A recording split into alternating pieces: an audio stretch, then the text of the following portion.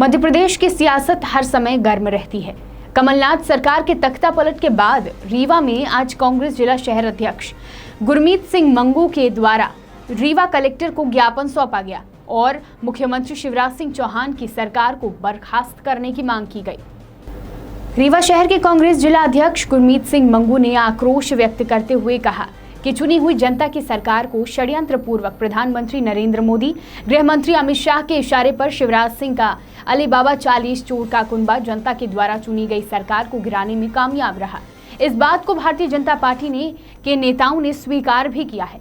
वह चोरी करते हैं और फिर सीनाजोरी भी करते हैं। इस दौरान कांग्रेस जिला अध्यक्ष ने रीवा कलेक्ट्रेट परिसर में नारा भी दिया और कहा, मामा माफिया एक है, कमलनाथ जी नेक हैं।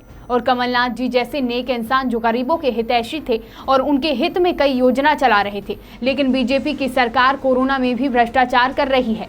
कांग्रेस शहर अध्यक्ष गुरमीत सिंह मंगू ने कहा कि बीजेपी प्रदेश की सह पर कोरोना के समय में भी भ्रष्टाचार कर रही है। आए दिन पेपर में फर्जी बिल भुगतान की हेडिंग रहती है। चुनी हुई जनता की सरकार को षड्यंत्र पूर्वक नरेंद्र मोदी जी, प्रधानमंत्री अमित शाह जी के इशारे पे शिवराज सिंह जी का पूरा अली बाबा 40 चोरों का कुनबा सरकार गिराने में, जनता सरकार गिराने में कामयाब रहा।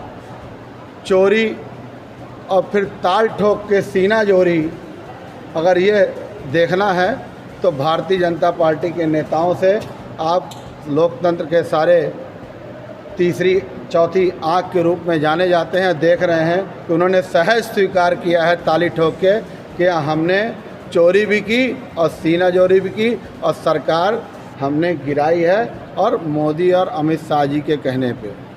और ये मामा और माफिया एक हैं, कमलनाथ जी नेक हैं। और कमलनाथ जी जैसे नेक इंसान जो मुख्यमंत्री थे, जो गरीबों को 100 रुपये यूनिट बिजली का बिल, किसानों को कर्जा माफ़, युवा स्वाभिमान योजना के तहत युवाओं को 4000, और इसका उदाहरण आप नगर निगम की लिस्ट उठा के देख सकते हैं कि 1000 से ज़्यादा लोगों को युवा स्वाभिमान योजना के तहत 4000 रुपये 100 दिन का रोज़गार दिया गया।